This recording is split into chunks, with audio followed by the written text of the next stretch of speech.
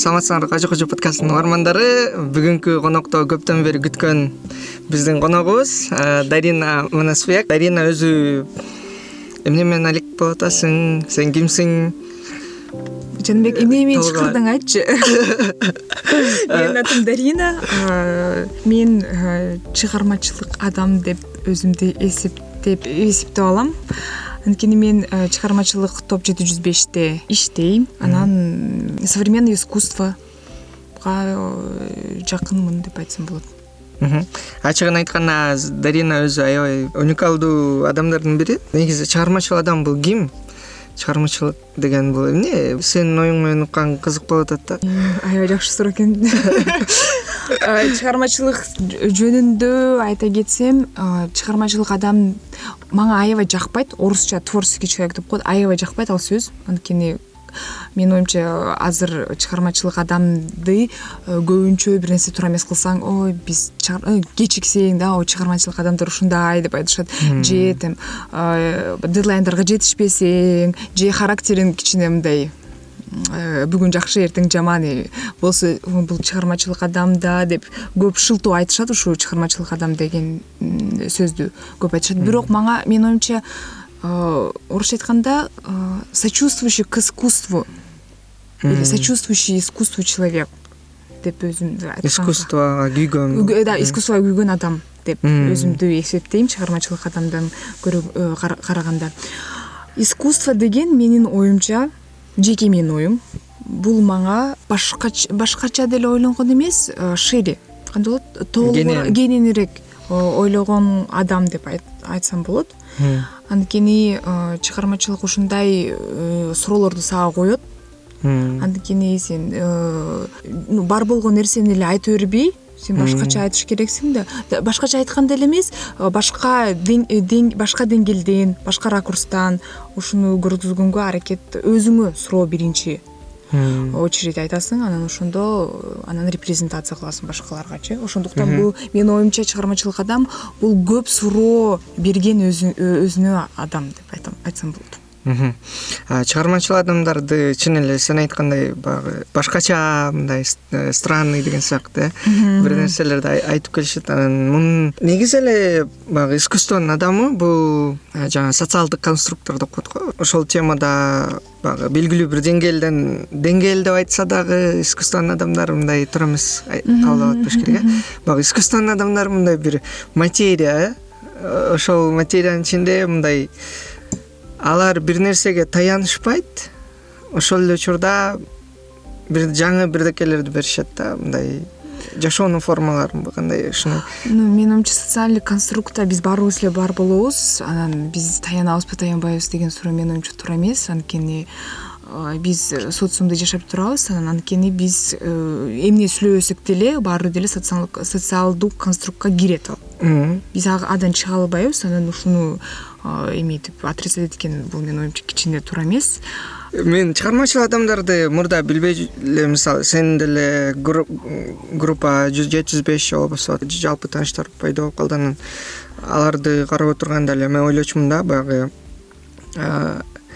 башкача экен мындай деген сыяктуучу, мындай жөнөкөй адам ойлойт деп атпайсыңбы, ошол сыяктуу. Анан мандан кийин түшүндүм да, ушундай бир искусствонун адамдары бул өзүнүн ички сезимдерин, ички дүйнө таанымын көргөзүп, анан жаңы бир формалар тартуулайт. Менин оюмча өзү искусство адамдары өзгөчө деп деле айта албайм. Менин оюмча жөн эле искусство адамдар ички дүйнөсү эркин деп айтсам болот, свободный как бы. Более бош же кандай болот? Свободный. Эркин туура эле. Эркин менин оюмча, анткени менин оюмча ар бир адам өзү ички дүйнөсү эркин болгону мен каалайм. Менин оюмча бул само собой эле болуш керек эле өзүчө. Бирок мен азыр башка адамдар менен сүйлөшкөндө аябай ушунун өзгөчөлүктү көрөм да. Анткени искусствого жакын эмес адамдар көп эркин эмес да, ички дүйнөсү, алардын баягындай туура нерселери, ойлору бар. Анан ушудан чыкканы кыйыныраак да. Даже сүрөт тартса деле ушундай адамдар, жөнөкөй адамдар айтса болбойт, бирок жөнөкөй деп кое берели. Жөнөкөй адамдар даже сүрөт тартып атканда деле алар кичине мынтип эмне тартышын билбейт. Анан тартса деле баягындай күн сары, булуттар көк, асман көк, булут ак, ушундай баарын эметишет да. Анан башка бир нерсе кыл десең коркушат да. Коркушкан деле эмес, мынтип түшүнүшпөйт да, мен кантип ушундай болсун, бул реалисттүү эмес да депчи. Ошондуктан искусство адам менен жөнөкөй адамдын именно ички дүйнөсү эркин эмес. Ошондо чыгармачылдык эркин, жөндөй карапайым адамдыкы эркин эмес. А эркин эмес дегенди кандай түшүнсө болот мисалы? Мен айтып атпаймынбы, бир өзүнүн ойлору болот, анан ушул ойлорунан чыкканга кыйын болот. Барат анан баягы стереотиптерди оңой эле кабыл алып ошол менен жашап жүрө берет. Жок, просто менин оюмча искусство адамы аябай элге жакын да, оюнгачы. Менин оюмча, бул бүт баары жеке менин оюм, оюнга жакын. Мен буну бүгүн кылам, эртең башканы кылам, анан аябай өзүмдүн эркин сезгенге аракет кылам да, өзүмдү айткандачы. Анан мынтип коркпой, тартсаң деле буну тартам, эртеси күнү башканы тартам, анан болбой калса болбой калды, болсо болду. Анан аябай именно метод попытки деп коет. Ушуга жакын да. Мен современный искусствону айтып жатам азырчы. Анткени академический искусство кичине башкачараак, анын эмелери башка. Академический искусствонун ичи башка, а современный искусствонун менин оюмча кичине эркин. Анан оюн сыяктуучу, а оюнда сен кечке ойнойсуң да, болбойбу, кечке попытка кылып эле жүрө бересиң. А искусствого жакын эмес адамдар өзүнүн как миссиясы болот менин оюмча. Анан ушудан чыгыш кыйыныраак да, анткени алардын жашоо өзүнүн оюн деп эме айта алышпайт да. Даже көрүшпөйт өзүнүн жашоосун оюн депчи. Анан көп суроолорду деле беришпейт, анткени жашоо өзү эле татаал менин оюмча.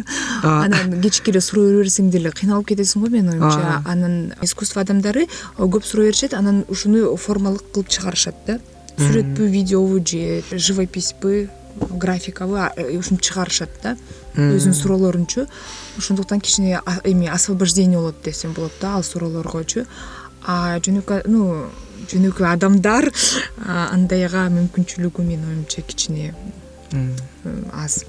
Бирок кездеше ошо жөнөкөй адамдарда деле бир капелька кичинекей болсо да. Жакшы адамдар менин оюмча жакшы эмес, кичине как это здравый человек, баш иштеген адам. Мен албетте суроолорду бериш керек өзүнүчө, анткени бул жашоодо суроо бербесең кантип жашайсың билбейм.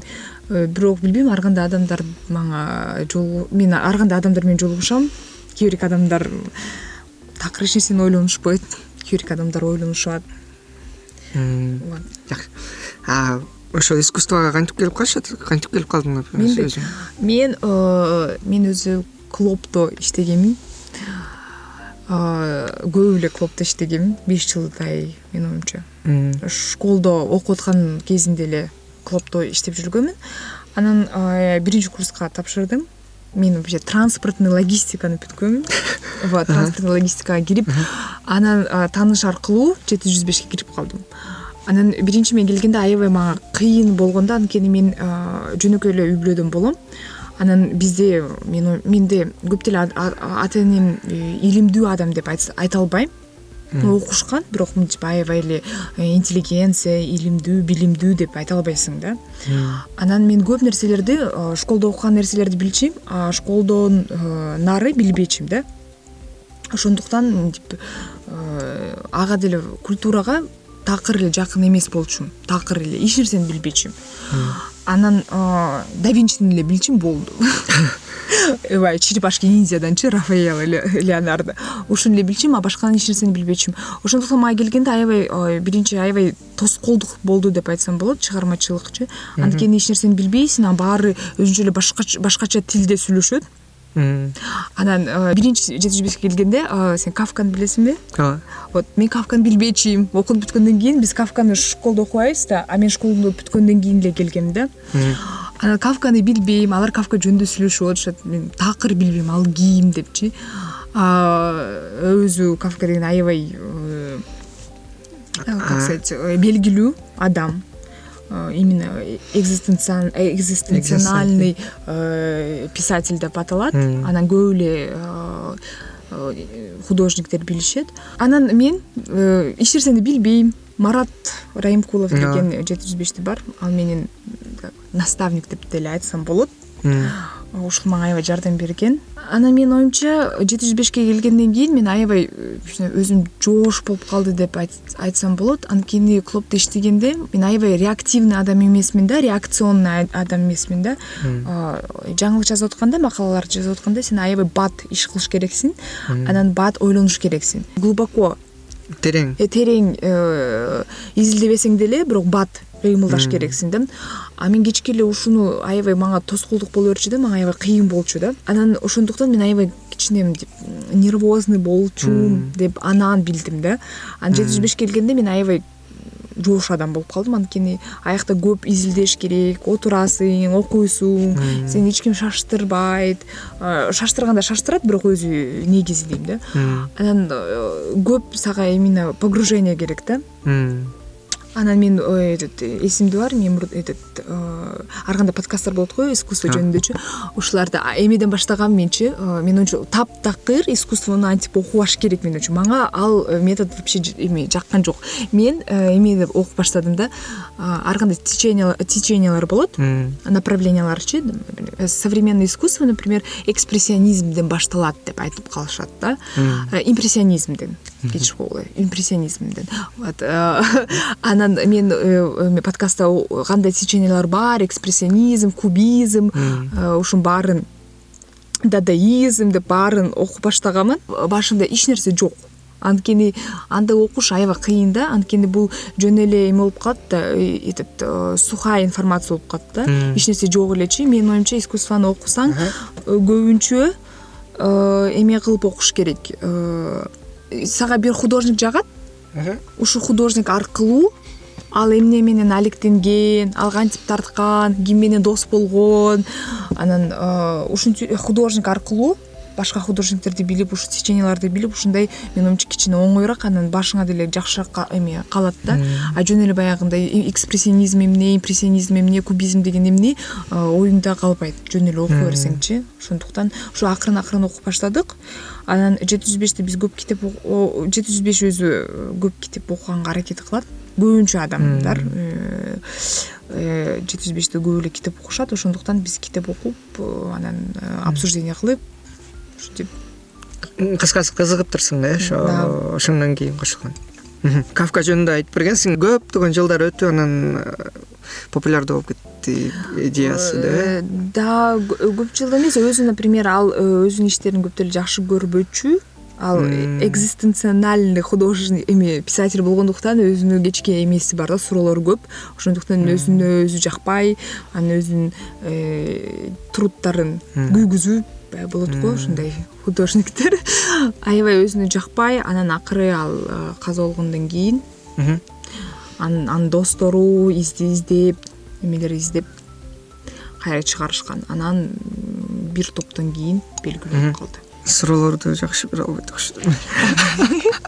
Негизи чыгармачылык аябай бир чети кызык, эркин, сен айткандай, анан бир чети жабык так болуп кетеби?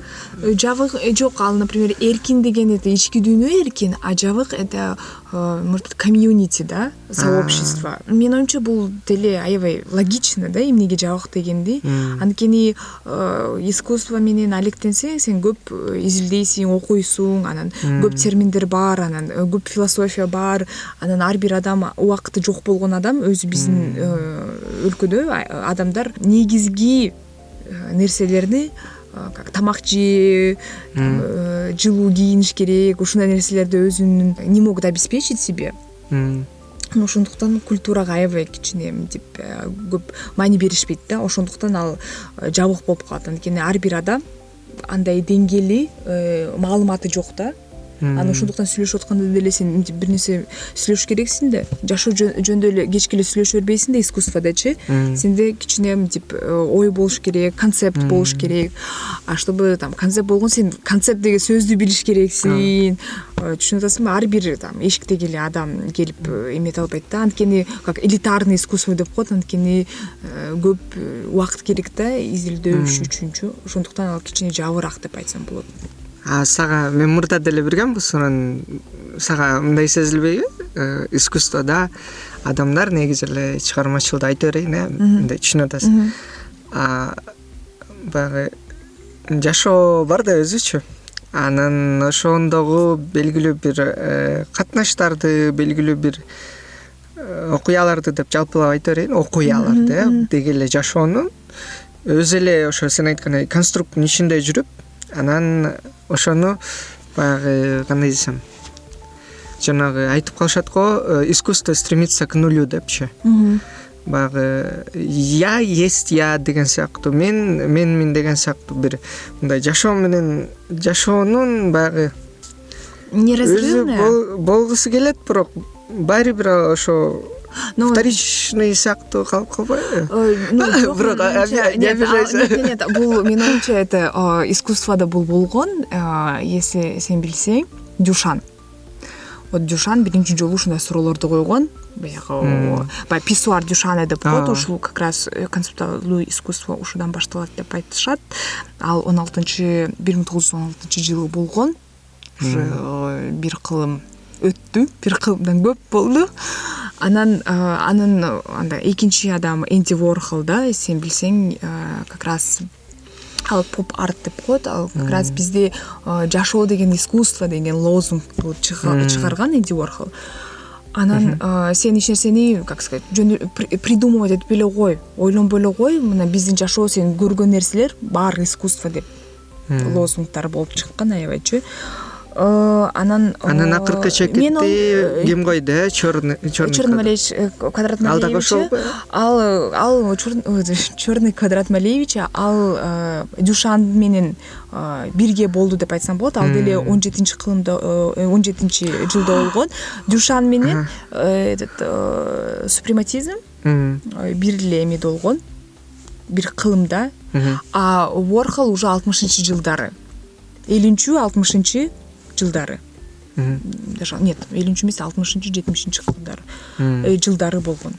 Анан менин оюмча ар бир искусствону окусаң, ар бир художник өзүнө, как сказать, суроо жашоого эмес, өзү искусствого суроо кылат да.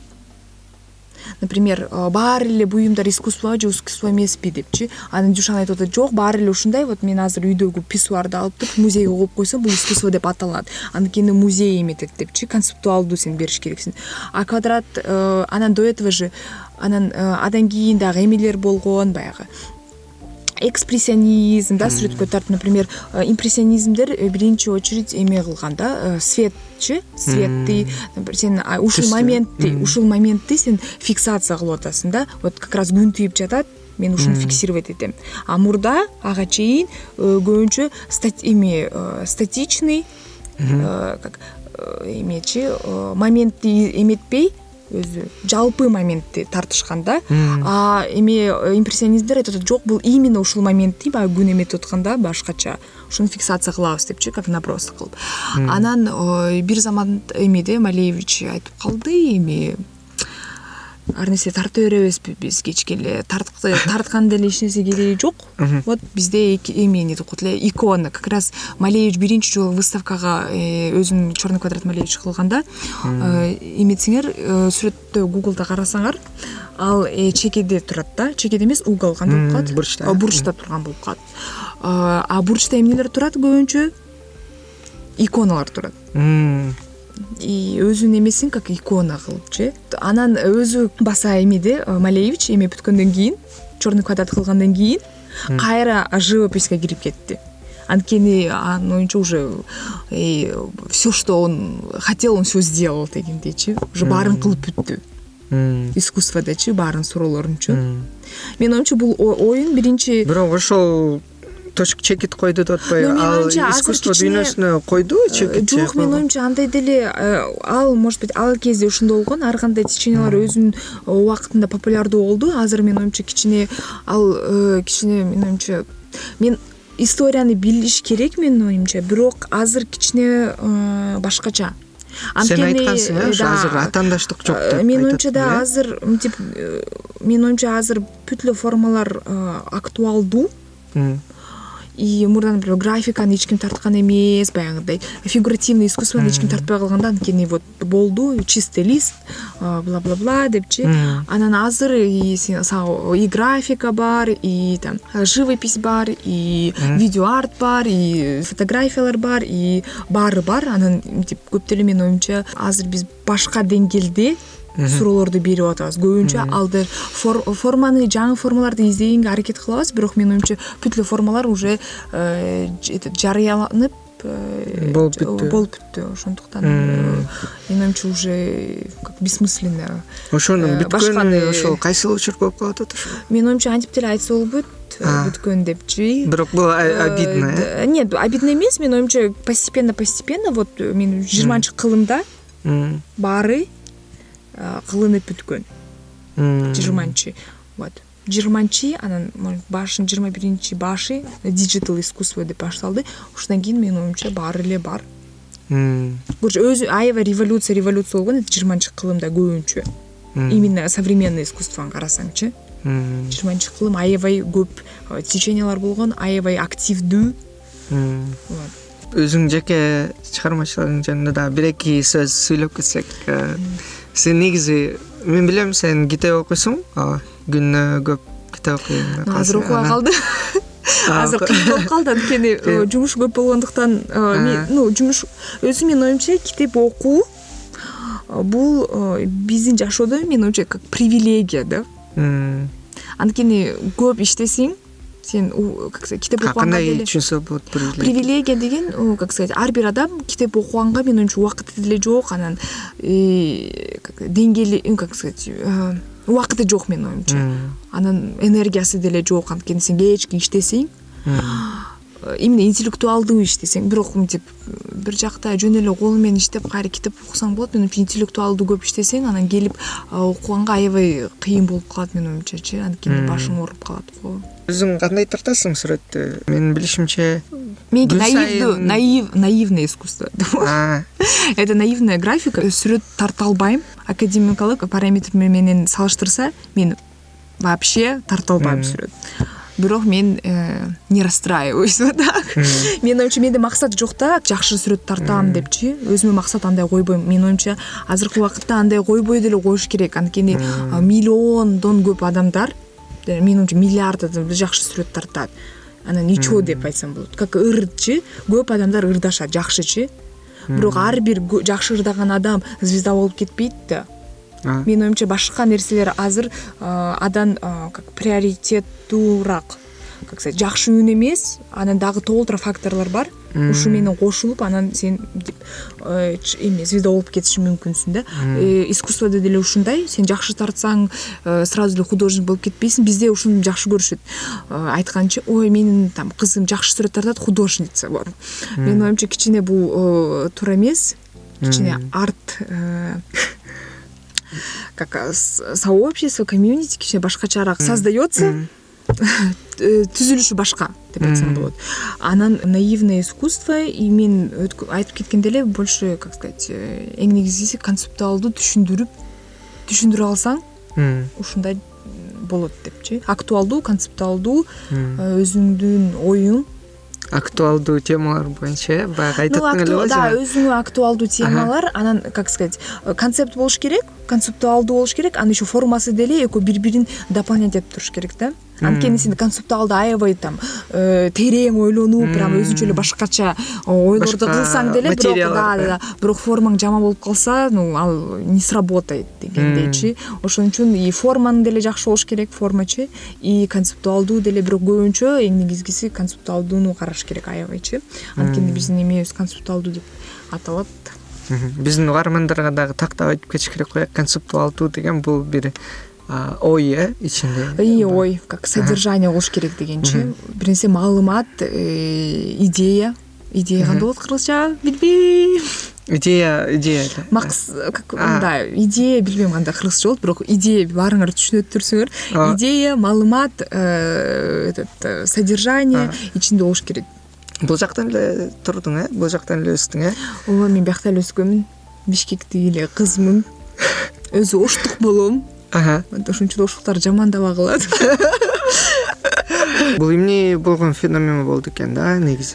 Оштон чыккан адамдар деле кээде айтып калышат да, мындай оштук деген мындай башкача кылат деген сыяктуу. Эмне себептен болот? Да, билбейм, мен оюмча. Бул немеде, осуждение? Жок, осуждение эмес, просто мен көбүнчө мен жөн эле тамашалап атам. Мен жашоомдо 2-3 жолу болгон, мен досторум, тааныштарым оштуктар жамандап отушат да, билишпейт да мен оштук дегенчи.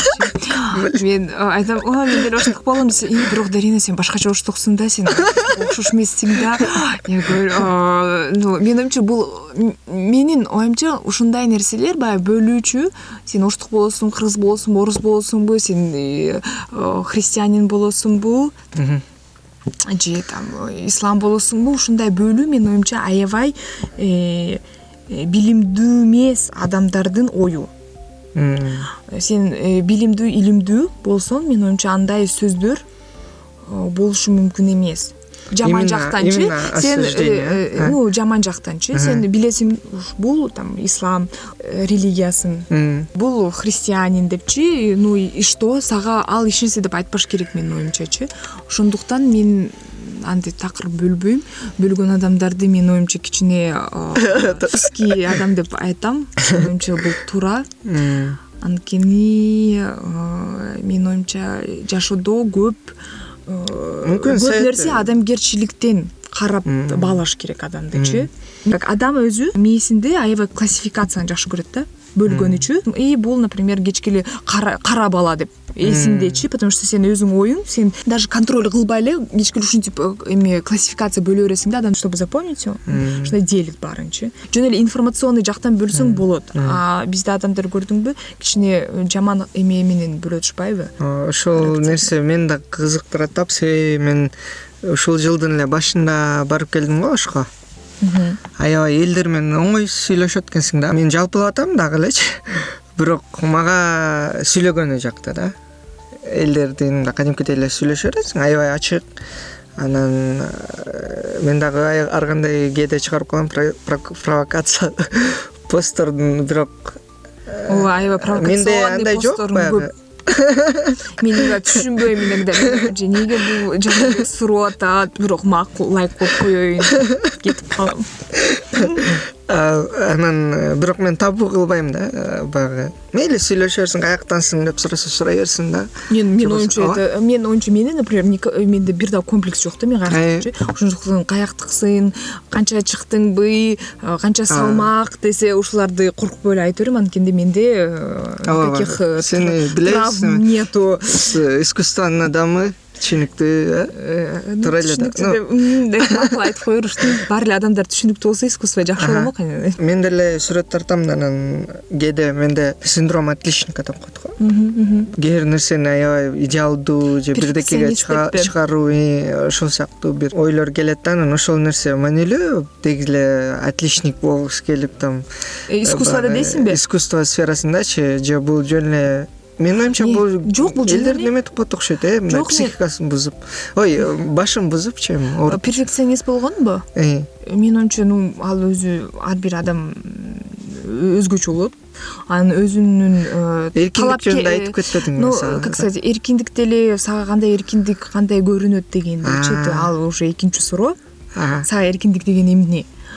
Анан мен оюмча көп эксперимент кылганга эметем да. Экспериментти деле сен аябай жакшы кылсаң деле болот да. Мен азыр экспериментке даярданып атам, ошондуктан баарын контролдеп турам. Перфекционизм болупчу. Анын жаман нерсеси жок. Перфекционист болсоң жакшы, болбосоң деле жакшы. Мен оюмча өзүңө подход болуш керек да. Өзүнүн ар биринин подходу болот. Анан мен оюмча эң негизги сен өзүңдү көмбөш керексиң да. Мен оюмча перфекционист болуп иштесең жакшы. анткени сен иштеп жатасың. Бирок көбүнчө адамдар, менин оюмча, бул искусство эмес, өзү жалпы адамдар перфекционисттер аябай өздөрүнө көп суроо беришет, анан өздөрү менен кечке мынтип эме казып, анан өзүнө өзү жакпай, анан аягында эч нерсе кылбай калат да. Анткени мен азыр эмес, мага жаккан жок, бул жаккан жок, аягында жумуш жок. Вот андай болбош керек менин оюмча. Менин оюмча эң негизгиси иште баягындай иштеш керек, продолжать работать. Как эме кылыпчы. А сен үчүн жеке кандай, мисалы, перфекционист эмесмин классыңбы же бүткөндө наивный дегенге жараша? Жок, менин оюмча, как сказать, ар бир адам өзүнүн жумушун жакшы кылганга аракет кылат. Мен деле аябай аракет кылам, бирок менин оюмча, мен азыркы учурда, вот өзүм опыт боюнча, мен, как сказать, бүт нерсени кичине процесстин ичинде көргөнгө аракет кылам. Мен оюмча, ар бир жумуш кылып атканда бул аябай как финишный прямой эмес да. Сен өлүп талып, мен азыр өлүп атам, буну кылып бүтүш керекмин деген ойлор көбүнчө мен оюмча жаман сага таасир кылат. Анткени сен аябай энергияңды аябай эметесиң да, распыляешь. Анткени сен ойлойсуң да, эртең кылбасам баары өлөт депчи. Анан бүт энергияны бересиң. Анан буну кылып бүткөндөн кийин ооба проект жакшы болду, бирок эмки проект аябай кыйын болуп калат, анткени сенде уже ресурс жок. Ошондуктан менин оюмча ар бир нерсеге, как сказать, жакшы кылганга аракет кылыш керек, бирок эстеп туруш керек да, что бул процесс. Кичине позитивдууракчы. Эч нерсе, эч ким өлбөйт. Сен буну кылбай калсаң, жаман кылсаң, аракет кыл, жөн эле ушундай.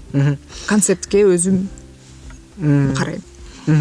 Анан мени дагы бир суроо кызыктырып атат, жанагы искусстводагы моралдык темалар боюнча, этика боюнча, искусствонун адамы бул белгилүү бир деңгээлде ичинен дагы эркин болот атпайбы? Анан менин оюмча, андай ойлор жаралабы? Суроолор менин оюмча, же бул туура эмес суроо?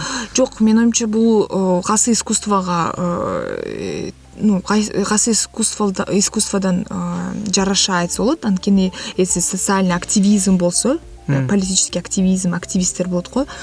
Еще есть этот, или там у тебя какой-то фильм, да, снимаешь, кино тартып атсаң, балдарга, кичинекей балдаргачы, сен арт кино эмес, жөнү жалпы кино тартып атсаң, сен этикалык суроолорду өзүңө бересиң, анткени сен башка адамдарга транслируешь, да.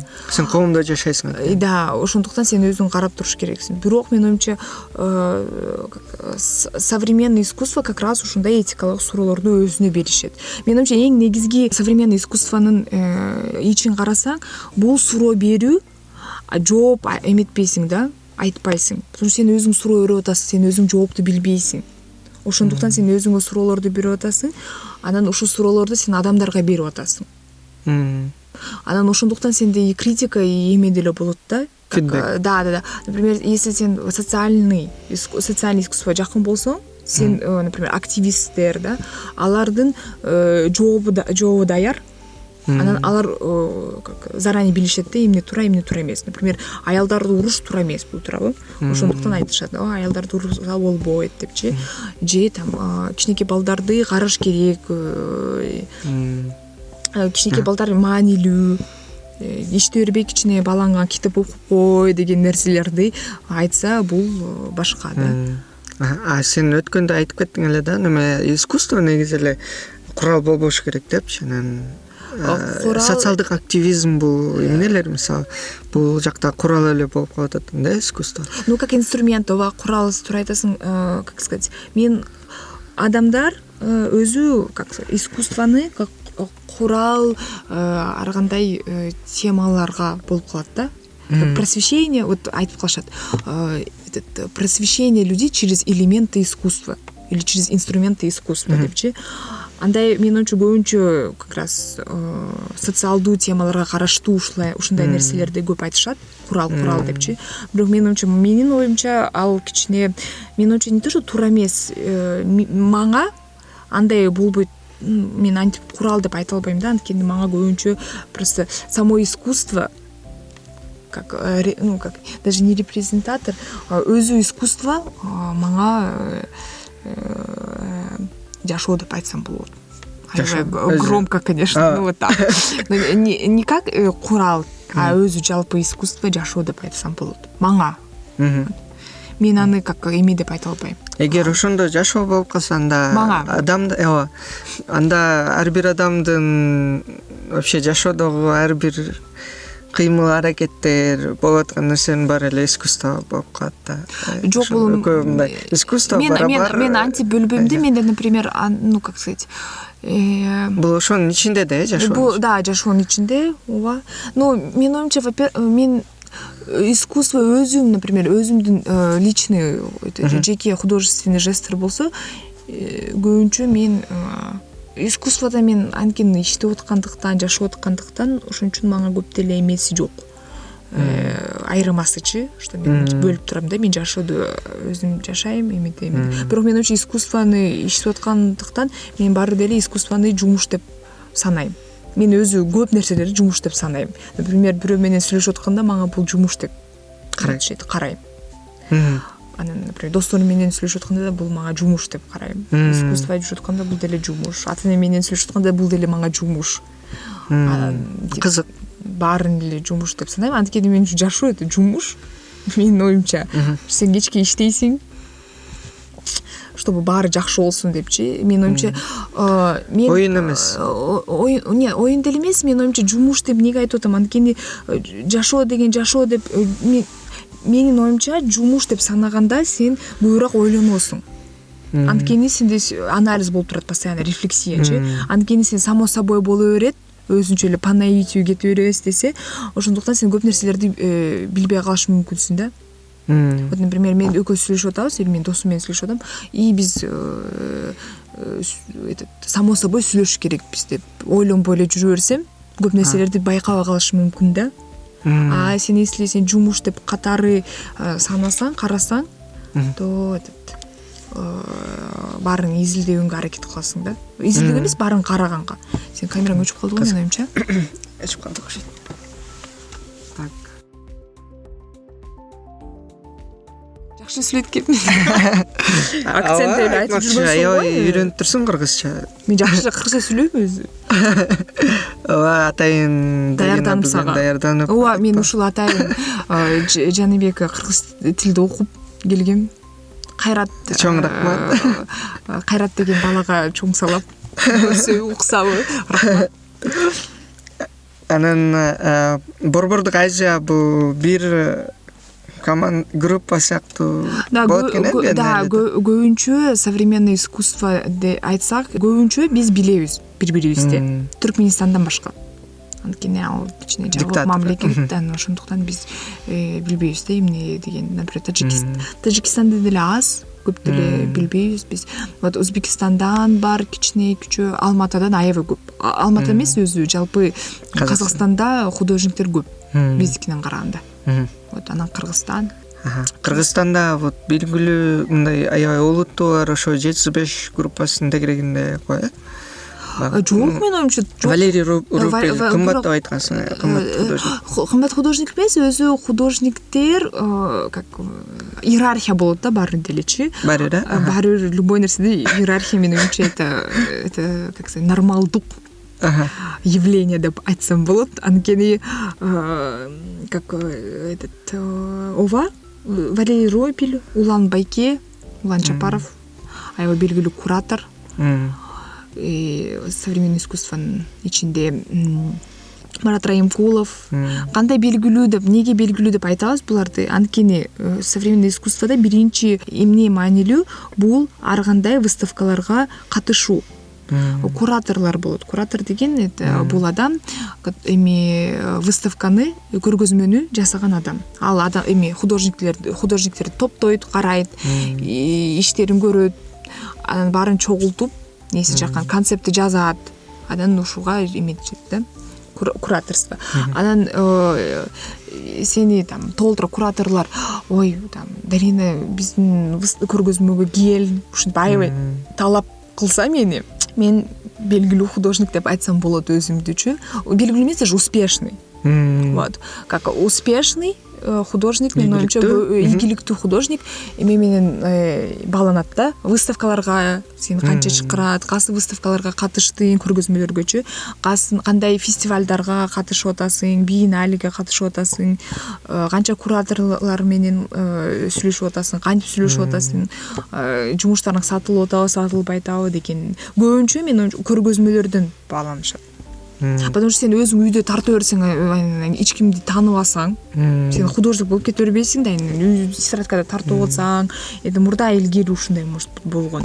Азыркы учурда баары эле интернетке. Же, например, биздин современный искусстводо ушундай. Бирок билесиңер, Татьяна Зеленская бар, Таня Зеленская деген айым бар. Ал аябай популярдуу Кыргызстанда, анткени ал социальный сетьте, социальный тармактарда аябай активдүү, анан аябай актуалдуу темаларды тартат. Бул деле бул башка болуп турат. Ал жакта уже эркин, иерархия жок. Нет, менин оюмча любой жакта иерархия, например, мен деле социальный тармактарга кылып атам, бирок менин жумуштарым анча не резонирует, да, например, да, мен анчалык деле мени белгилүү адам деп айта албайм.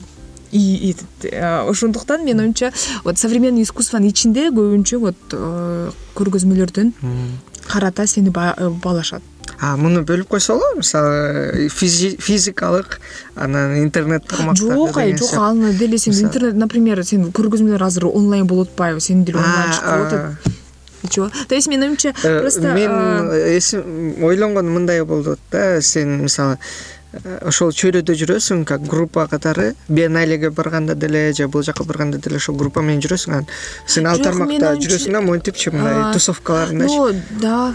Биркинде болгондо интернеттен өзүнчө деле популярдуу. Жок, менин оюмча андай деле ал бири-бирине менин оюмча өтө деле бөлбөйт. Нет, мешать этпейт. Сен интернетте деле активдүү болсоң болот, физически деле активный болсоң болот. Мисалы азыр ким популярдуу аябай интернетте? Интернетте Деги эле вообще успешный, мындай ийгиликтүү деп айткан художниктер. Мага мисалы, мага эме жагат. Дэвид Шригли деген художник аябай жагат. Ал тоже наивдүү стилде иштейт деп айтсам болот. Анан айтып коет, серьезный художник несерьезными работами деп айтып коет. Ал деле аябай менин оюмча актуалдуу темаларды көтөрөт. Менин оюмча. Художниктер аябай көп. Сага жакса, Марат Райымкулов мага аябай эмечи Бишкектеги аябай жагат. Менин оюмча аябай актуалдуу, анан аябай жагат магачы. Мага көбүнчө графиклар көбүрөөк жагат. Аниш Капур деген инсталляция кылган эми бар. Как билесиң, Чикагода баягындай куб эме турган. Такая. Мындай. Да, тегерек. Вот Аниш Капур, да, у него столько работ еще.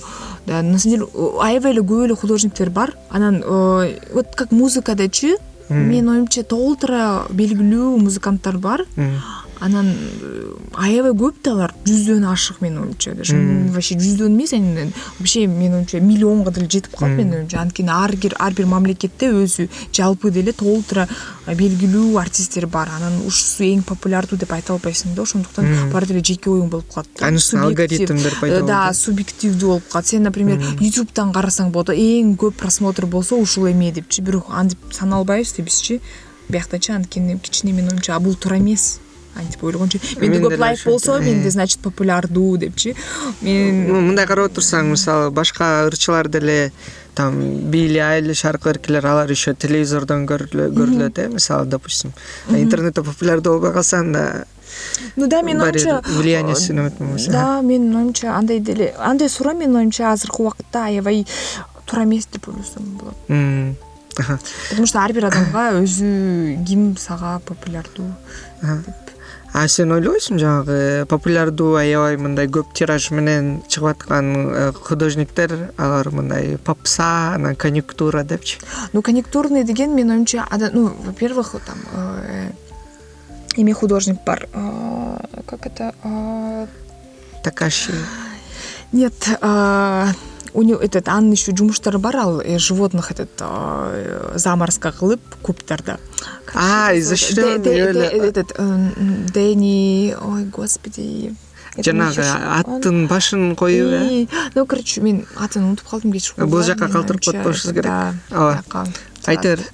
Анан вот ал деле конъюнктура деп айтып деле калышат. Бирок менин оюмча сен и концептуалдуу художник деле, и адамдарга жакын деле ушуну ортосун тапсаң деле болот. Как жанакы вот художник, биз ылдыйда жазган художник, ушул экөөнү бири кылдың десең болот. Анан еще, например, Кунц деген художник бар. Вот ал деле аябай поп деп айтсам болот, бирок менин оюмча аны концептуальное искусство деп деле эметишет. Как признают. Вот көп эле художниктер бар, которые и популярные, и такие современное искусство, концептуальный супер. Анан биздин өлкөдө дагы ар түрдүү чыгармачыл адамдар, чыгармачыл айта берейинчи. Искусствонун адамдары бар, анан кээ бир жаштарына болсо бир белгилүү бир дем берип коюшу мүмкүн, эгер андай мүмкүн болсо. Мисалы, жашоо деңгээл деп коет го. Ар кандай индекстер болот, анан мындай карап отурсаң, Россияны алсак, Россиянын деңгээли укмуш деле эмес болсо керек. Искусство боюнча? Жок. Жашоо деңгээл багы мындай комфорт деп койчу кандай, багы. Бирок инфраструктура дейсиңби? В целом Россияны алса, аябай мындай цивилизациянын пигине жетип аркырки дегендей айта албайсың да, жетти деген сыяктуучу. Бирок орустардан чыккан көптөгөн адамдар бар экен, дүйнөдөгү процесстерге таасир кылганчы. Мисалы, еврей бирөө качкан, жаңы Атлант Расплавил печь дегенди жазганчы, жазуучу. Мисалы, же болбосо негизи көптөр бар болуш керек, анархисттер да бар болгон. Менин оюмча көптөгөндөй бир. Мне кажется, менин оюмча бул аябай, как сказать, тоже логично. Анткени Россия это чоң мамлекет, чоң. Как Голливудда, например, миңдей кинолор, миллион кинолор чыгат, ошондон 2-3 жакшы чыгат. Туурабы? Россия аябай көп чоң мамлекет, ошондуктан толтура эмелер бар, искусство. Ушудан тандаганда көбүрөөк таасир берген мировой эмеге, аренага бар да. Бизде Кыргызстан кичинекей, ошондуктан биздин художниктер аз, ошондуктан и шансов да, мүмкүнчүлүктөр деле аз да таасир кылгангачы. Анткени мындай көп кездешпейби, мисалы, жөнөкөй эле мамлекеттерден барып белгилүү бир дүйнөлүк процесстерге аябай. Нет, бар, бирок мен оюмча мы же про шанс говорим, про вероятность. Вероятность, да. Про вероятность, конечно, если если чоң мамлекет болсо, толтура художниктер болсо, аяктан хотя бы 1-2 чыгат. А биздикиден, например, там 5-6 художник болсо, баары гениалдуу болуп калбайт да. Баары деле как все равно отсеиваются же.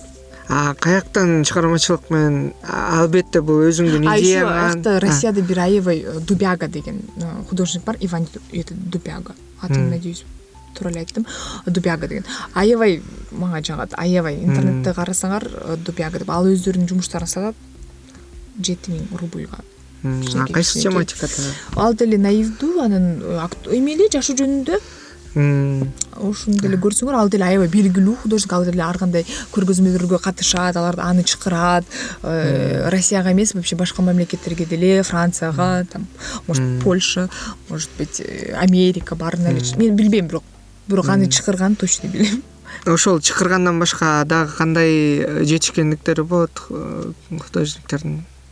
Менин оюмча ушунчу эле баалашат, дагы кантип бааласа болот менин оюмча. Сен көргөзмөлөр болсо көп адамдар көргөн болот.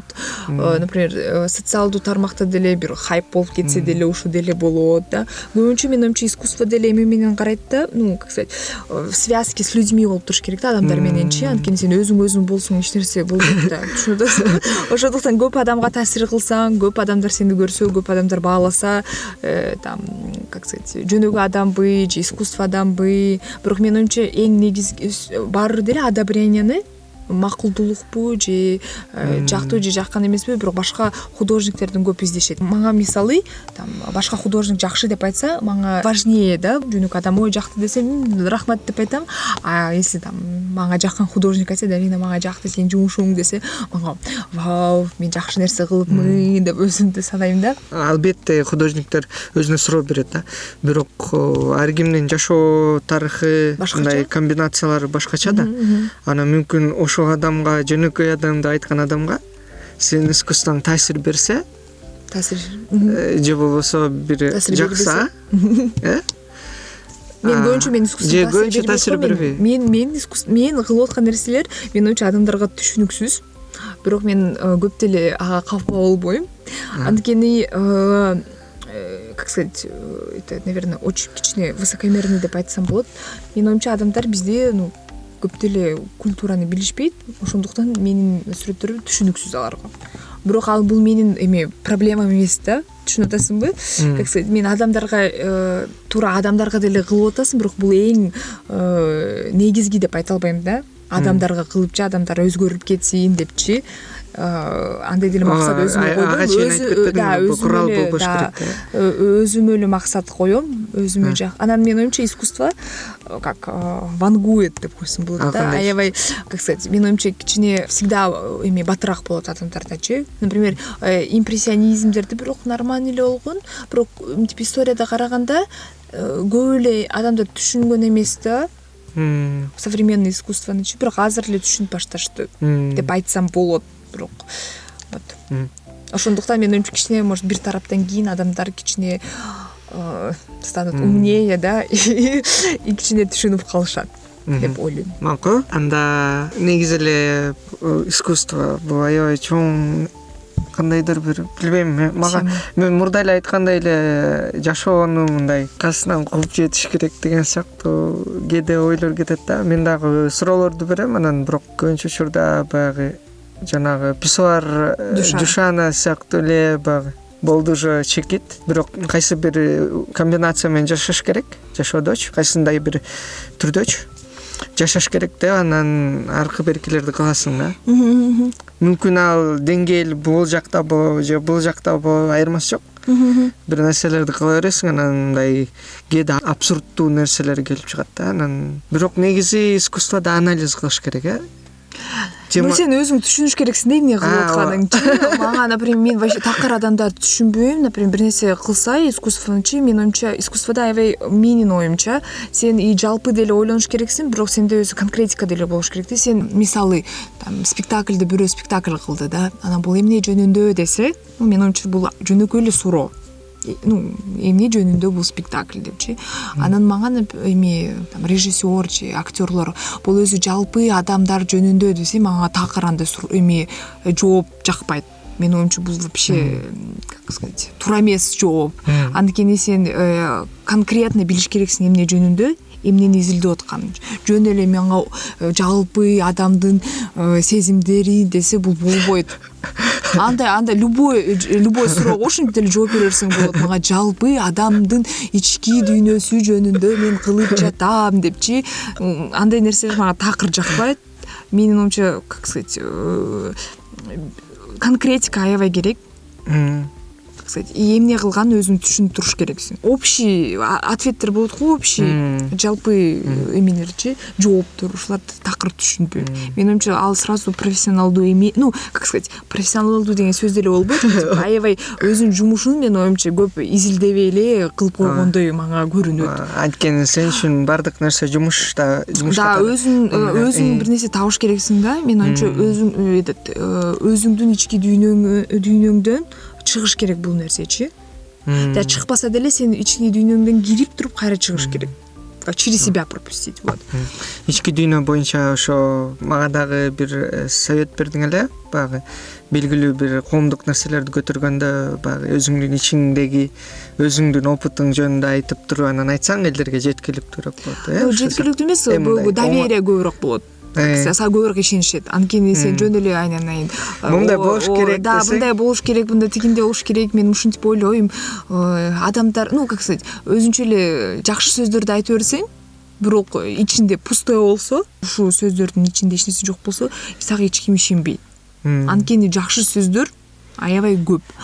Мен ушу эме жөнүндө айткым келет. Мен азыр кыздар менен иштеп жүргөм да. Кичинекей кыздар мененчи школдо окуганчы, мектепте окуган 14-15 жаштагы. Анан мен эмени көрдүм да, тенденциянычы. Ал кыздар жөнүндө айтып атам.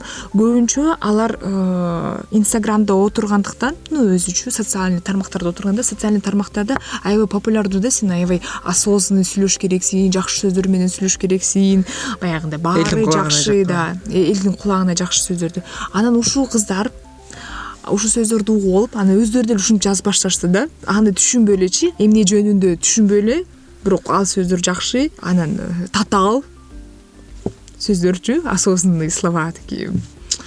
Вот. Как душевная часть, сен ички дүйнөң эмерээк важнее, например. Как это будет важнее? Маанилүүрөөк, как физикалык жактанчы деп өзүнчө эле баягындай жашынакай сөздөрдү айтып эле, бирок аны түшүнүшпөйт, бирок ушинтип айтканын жакшы көрүп калышыптыр.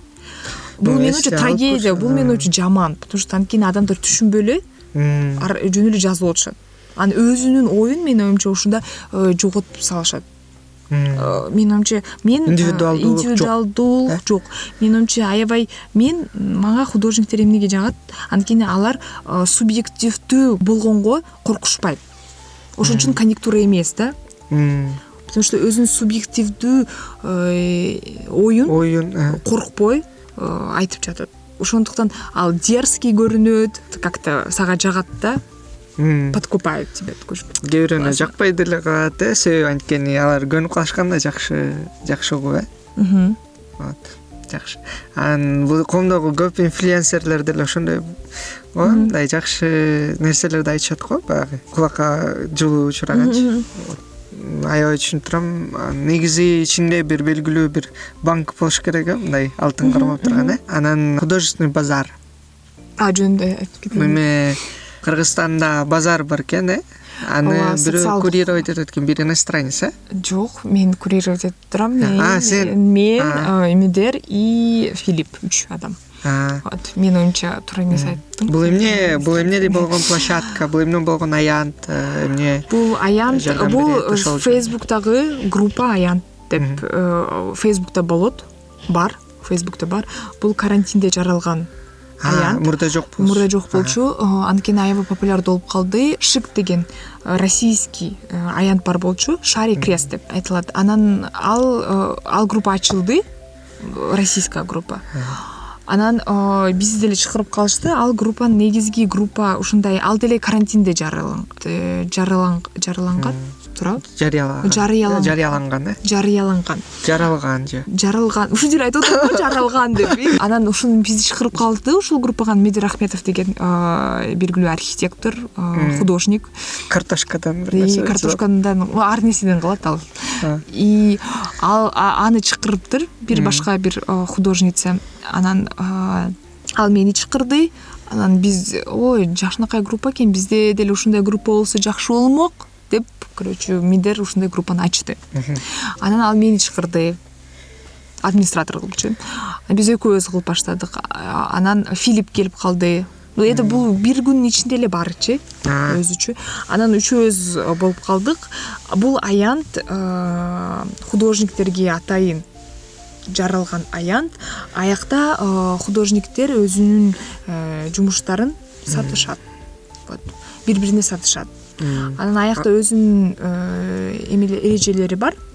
Азыр бул эрежени кичине алып койдук. Рекомендация катары эле, бирок башында сен 3 жумушту сатсаң, бир жумушту сатып алыш керексиң. Ошондуктан обмен болот да, как живой организм болуп турат. Бири-бирине сатып алып, бирөө анан өлүп калбаш үчүн ушинтип обмен болуп турат да. Вот атайын карантинге карата, анткени карантинде көп эле художниктер өзүнүн жумуштары токтоп, акча жок кез, өзү эле не только художниктер, өзү баары эле адамдар, жалпы адамдар кризис болуп калды экономическийчи. Анан менин оюмча экономическийден деле башка бул социалдык кризис деп деле айтсам болот. Бири-бири менен көп сүйлөшпөй, анткени үйдө отурушат да, мурдагыдай конокторго бири-бирине барбай, кичине изоляция болуп калды. Ошондуктан бул тармак, именно аянт атайын ушу сүйлөшкөнгө, художник бири-бири менен сүйлөшкөнгө, сатыш үчүн бири-бирине поддержка кылган аянт деп айтсам болот. Ал жакта бүт сүрөтчүлөр эле киргизе беришпи? Нет, менин оюмча көп эле адамдар, как сүрөтчүлөрдөн башка адамдар менин оюмча сүрөтчүлөр деген тоже кичине туура эмес сөз менин оюмча кыргызча. Анткени сүрөт деген это картина болуп турат да. Ошондуктан бул сразу сүрөтчүдү, например, сүрөтчү видео арт кыла албайт да. Ошон үчүн художник деп эле айтып атам. Ошон баарына түшүнүктүү болсо мен деле мага деле оор муну. Ошондуктан менин художник. Да, художник деп эле айтып берели. Анан эмне деген суроо болду эле? Кандай баягы снобизм жок. Жок, художниктер анан, например, мисалы кураторлор отурушат, жөн эле адамдар сатып өзүнүн үйүнө сатып алган нерсени, сүрөттөрдүчү сатып алайын депчи, же арт-дилеры деп коет тоже, да. Менин оюмча ушул группа жаралгандан кийин кичине арт рынок пайда болуп калды деп айтсам болот, Центральная Азиянынчы. Анткени ага чейин көп деле популярдуу эмес болчу да, иштерди сатканчы, кичине даже мен бир уялат болчумун. Жумуштарды сен билбейчиң да канча сомго сатайын депчи жумуштардычы. А биздин эрежелерде эреже бар, например, 20 миңден өдөө болбош керек депчи. Ошондуктан баары өздөрүн билишет. Анан сен ойлойсуң, мына художник мындай жумушту сатып атат, эмеге депчи. Анан ой, мен анча адан көп сата албайм го, анткени мен кичине ценообразование болупчу. Анан кичине уялбай калдың да сураганычы. Бул жумушту сатып алгым келип атат депчи. Ага чейин кичине ошо сен ойлочуң да, не хочу оскорбить депчи. Сатасызбы бул жумушту ушунча бага депчи, кичине кыйыныраак болчу. Сатып алган адамдар негизи көбүнчө мисалы $1000 болобу, $10,000 болобу. Жок, андай жок. Бизде 20 миң сомдон өдөө эмес, азыр как раз 50 миң сомго көтөрдүк. Ага чейин ар бир жумуш 20 миң сомдон өдөө болбош керек деген эреже бар. Анткени бул поддержка болуп турбайбы, и бюджетный вариант болуп турат. Түшүнүп атасыңбы? Это не так, что это там $2-3 миң койду, а эч ким сата албайчы, чтобы постоянно обмен болсун депчи. Ошондуктан атайын өзүнүн эмелери бар. Прайс. Негизи сатып алуучулар жөнүндө бул уже жалпы суроо да. Алар искусствоға түшүнгөн адамдар сатып алышат көбүнчө. Сатып алышат. Анан жана пирамида масло деп коет го. Ошондо биринчи ирет эмнелер турчу эле? Тамактануу. Базовый, да, тамактануу, жылуулук, безопасность, сактоо, да. Анан уже бар-бары эстетикалык бир нерселер. Менин оюмча бул деле эми шарттуу түрдө, бирок. Менин оюмча бул, конечно, имеет место быть, бирок менин оюмча и бедное искусство деле болгон да. Бедное искусствочу. Ошондуктан мен уккам, Иранда касы бир аял математическая теорияны айтыптыр да, жаратыптыр да. Иранда. Билесиңби, как сказать, кийим ойлогон Иранда аял еще бир нерсе кылат дегенчи. Это же как феномен.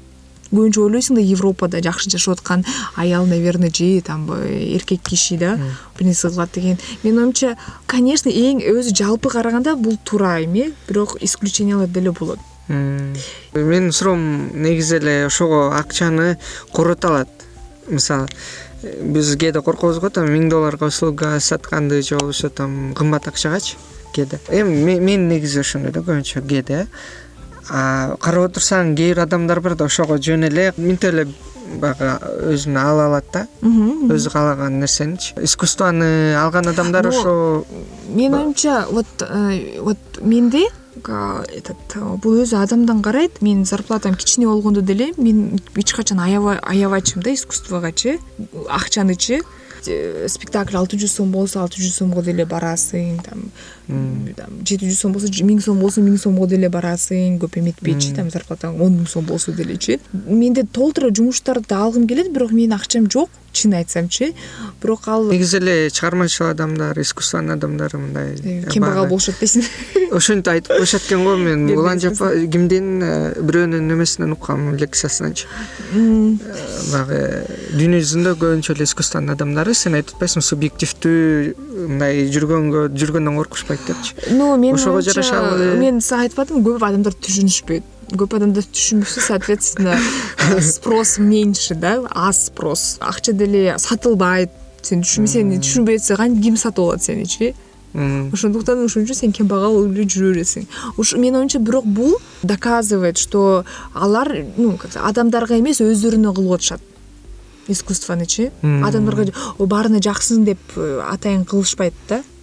ал өздөрүнүн ички дүйнөнүн кылышат, может быть кичине бир кылымдан кийин может быть аябай известный болуп калат дегендейчи. Негизи дүйнөлүк процесстерге ошо художниктер көбүнчө таасир кылышат, көбүнчө. Негизи эле вот политика анан искусство. Мен көбүнчө политиканы ошо искусствого жакыныраак кылам да, кээде себеби ал мындай социалдык нерселер менен ойношот да. Не, конечно, мне кажется, любое этот искусство бети да, эмне болуп атканын жашоонун бети.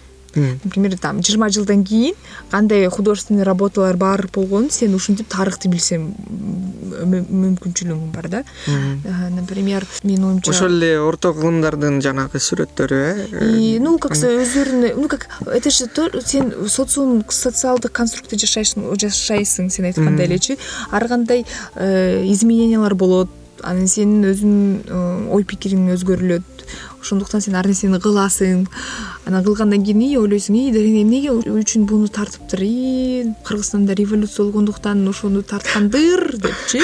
Муну сен антип эмете албайсың да, бир деле өзүңдү, как сказать, разорвать не можешь с этой сетью.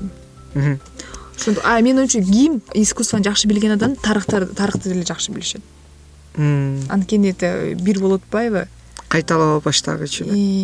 Ошондуктан. Мен деле мисалы китеп окуп баштаганда 15 жашымда активдүү окуй баштадым да, анан ойлочумун да, баягы режиссерлор же болбосо авторлор, китептердин авторлору Кудайга жакыныраак адамдар деген сыяктуучу. Эми ал учурдагы ой жүгүртүм ушундай болчу да, бийик адамдардай сезчүмүн да. Мен оюмча туура сезчүң, анткени ушундай эле болот го. Мен оюмча көп китеп окусаң, көп изилдесең, сенде өзү көз караштарың аябай кенен болуп калат да, анткени сен көп нерселерди билесиң. Билгенде сен баарын таанып каласың. Көргөн нерсе аз болсо, ошондуктан аз нерселерди, вот как чума сыяктуу, например, чума оору пайда болгондо эч ким билбечи бул чума дегенчи. Анан как только формулировка кылгандан кийин адамдар билип калышты бул чума деп. Ошондуктан айтып алышат. Бул чума депчи, бул чума оору депчи. Же как бир процесстерди, вот, например, сепаратизация деген сөздү билдиң да. Анан ага чейин сен аны такыр эле ойлонгон эмессиң да ал сөздүчү. Ошондуктан сен аны көргөн эмессиң жашоодочу. Сенде ал бар, бирок сен аны көрбөйсүң. А сен китеп окуп эметкенде аябай кенен болуп калат оюмчу. Ошондуктан сен баарын көрүп каласың. Ошосу эмнеге искусство жагат? Ошол үчүн. Сен аябай эркинсиң, ошондуктан көп нерсени көрөсүң. Эркин болгондо сен көп нерсени изилдейсиң, байкайсың. Анан ошого жашоо эмера кызыктуураак болуп калат. Мен дагы жаңы окуй баштаганда аябай мындайраак элем. Кичине анан режиссерлорду аябай мындай орусча боготворить деген сөз бар го. Бийик көрүп, мындай жазуучуларды аябай бийик көрүп, анан булар мындай произведение жазып атса, булар да аябай логикада чоңдаар көркү депчи. Мындай карап отурсаң адамдар негизи мындай противоречивый, жалпы эле көбүнчө нерселер жашоодо болуп жатат. Менин оюмча противоречивый деле эмес. Менин оюмча адамдар өздөрү өзгөрүшөт. Ар бир минут сайын сен өзгөрөсүң. Анткени сен ар бир минут сайын башка нерселерди көрүп, башка нерселерди ойлонуп, анан өздөрүнүн ойлоруң деле өзгөрөт да. Анткени, менин оюмча бул нормалдуу процесс. И мен наоборот түшүнбөйм өзгөрбөгөн адамдарды. Анткени ар бир адам өзгөрүп туруш керек. Потому что бул баары деле процесс. Сен сага кече кара жакчы, кара түс жакты, бүгүн ак түс жакты. Анан сен ушинтип ойлонуп ак түс жагат экен депчи. Өзүң ар кандай, как сказать, тарых болот да өзүңүн оюңдун аркасындачы, алдында. Ошондуктан менин оюмча аябай нормалдуу процесс. Анан менин оюмча жашоо аябай оңой болуп калат болчу да, бир эле жооп болсочу. Ар бир суроого аябай көп жооп таба аласың. Көп жоопту сен изилдейсиң. Анан сага кандай жооп жакса, ушуну тандайсың. Ошондуктан сен китеп окуп атканда, искусство менен алектенип атканда сенде эме болот да, выбор болот. Тандоо болот. Сен менин оюмча ушу эң негизгиси. Сенде даже көп тандоо эмес, сенде ушул мүмкүнчүлүк болот тандагангачы. Анткени сен көп нерсени билесиң, ойлойсуң, ошондуктан оптималдуу сага жооп табылат. Төмөнүрөөк аз окуган адамга деле оптималдуу өзүнө жооп табылат. Нет, ого өзүнүн эмесине караганда да, как сказать, деңгээлине караганда. А мен интернеттен бир блогердин жообун уктум да, бир жашоо боюнчачы, жашоодо негизи кандай принциптерге карманыш керек, анан ары карай деген. Мынтип айтып атат да, кандай мааниси бар ушундай изилдегендин. Мисалы, сен кете бересиң, стереотип менен жашап кете бересиң. Тарыхта белгилүү бир өзгөрүүлөр болду. Ошого жараша корректировка кылып калсың, кайра стереотип менен кете бересиң да. Ооба, мен оюмча это как сен, как сказать, эч ким сени менен, например, эметпейт, не спорит, сен жашайсың. Аны сен, например, китеп окубасаң, эми искусство менен алектенбесең жашабай калбайсың деп айткан жокмун. Мен оюмча, сенде может быть там кара менен ак түс эле бар да. Анан сен кээде акты тандайсың, кээде караны тандайсың, ушинтип эле жашап берсең болот.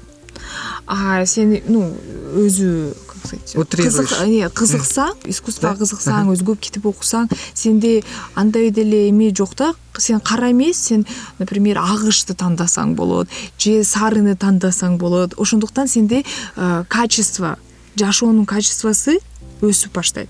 Как суроо бар го, сен кантип жашап атасың, как жизнь дейт го.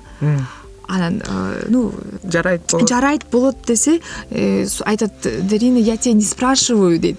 Типа, ты в любом случае живешь, сен баары деле жашайсың. А эң негизги суроо кандай жашайсың. Ошондуктан мен оюмча бул искусство ушуга көп кирет.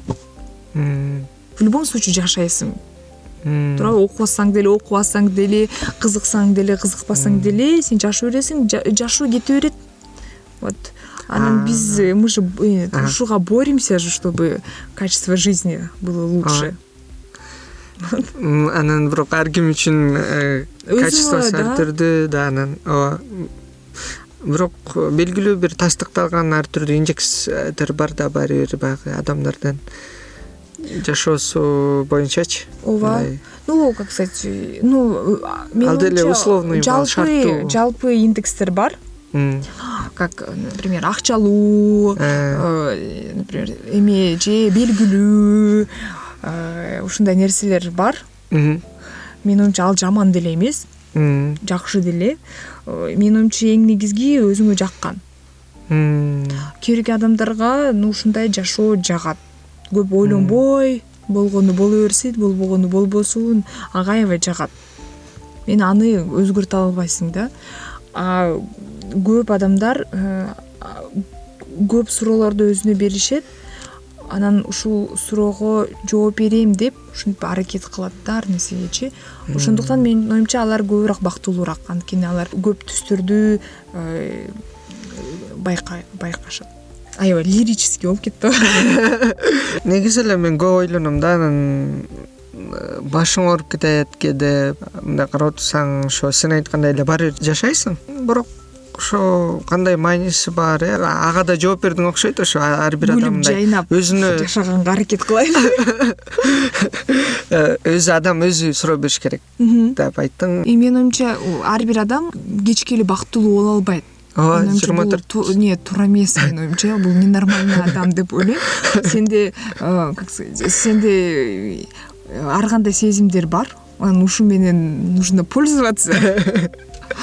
Колдонуш керек. Ушундай ар кандай сезимдергечи. Анан ар кандай сезимдер мен оюмча сага подсказка берип турат жашоодо. Как сен өзүңдү изилдеп ушинтип эле билебиз да, эмнени биз жалпы хотим, что мы хотим. Эмнени каалап атасың? Эмнени каалаганы ушинтип мен оюмча изилдөө боюнча билесиң. Ошо. Анан чоң рахмат келип бергениңе. Рахмат. Дарина искусство менен машык кыла, анан баягы насмотренность деп коет го. Көрүп билүү, тааным, ошо. Менин оюмча, как вдохновение будет. Эргүү. Мен оюмча ким искусствого караса, мен оюмча искусство аябай адамды эргүү сезимдерге тартат деп ишенем. Эргиткенге.